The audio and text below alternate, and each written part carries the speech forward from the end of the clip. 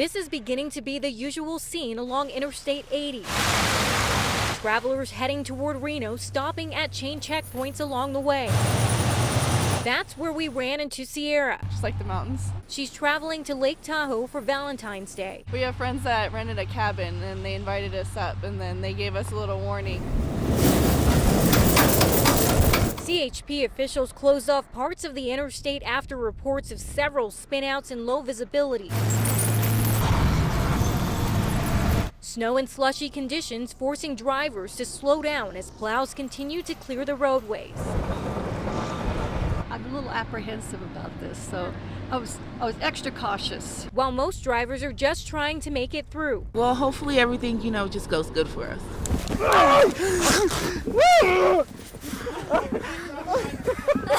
John Mitchell and his family stopped to enjoy the fresh coating of snow.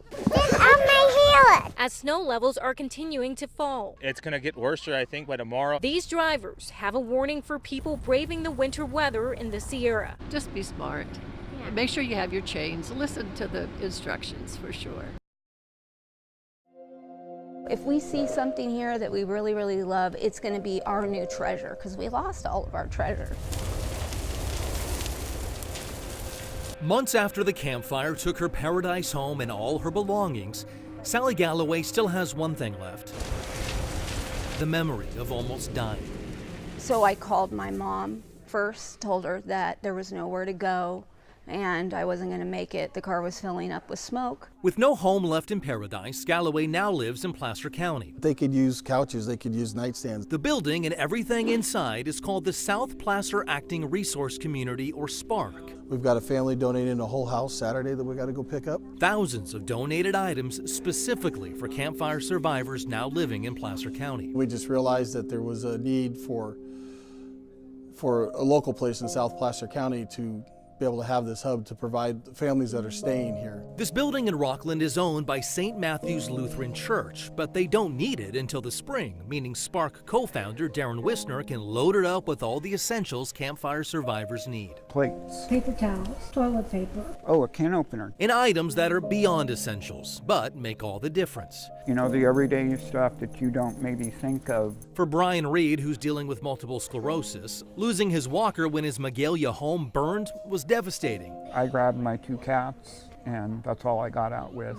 Then someone bought him a new one. And I am eternally grateful for that person. SPARC has also helped Galloway furnish her new home. I picked up a dresser, I picked up a coffee table, and then just towels. Wisner says he's only one of 4 people helping facilitate all this, and while it's a lot of work, it's worth it. They are very welcoming, they are very giving. Knowing the difference he and others are making for their new neighbors. You see the families coming in here, they love to come in here because it's calm and it's easy.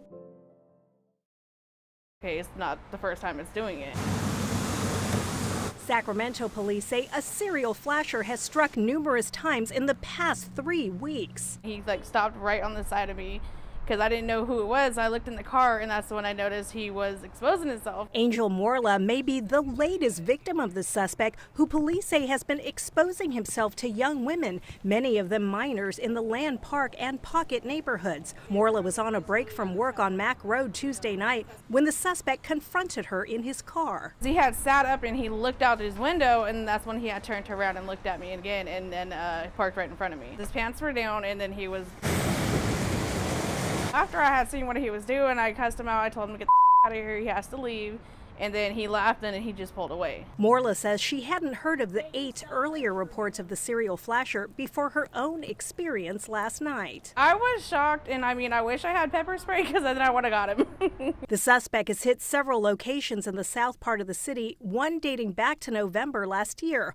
Morla reported the incident to Sacramento police. Okay, I'll do that first thing tomorrow. She told Fox 40 a sex assault detective will contact her in the morning. All right, thank you. She says she was told her incident may be connected to the others. In an incident Sunday afternoon, this area of 11th Avenue and Southland Park Drive, police find this one particularly disturbing because the victim says that the suspect actually followed her in his car just before he exposed himself. Sacramento police say they want to catch this guy before he strikes again. With no surveillance video of the suspect, police say if you see this guy, don't waste any time. Dial 911 so officers can respond immediately. I hope he gets caught soon because, I mean, there is young little girls out there. My little sister's 17, so I don't want her seeing anything like that. In Sacramento, Rowena Shaddix, Fox 40 News.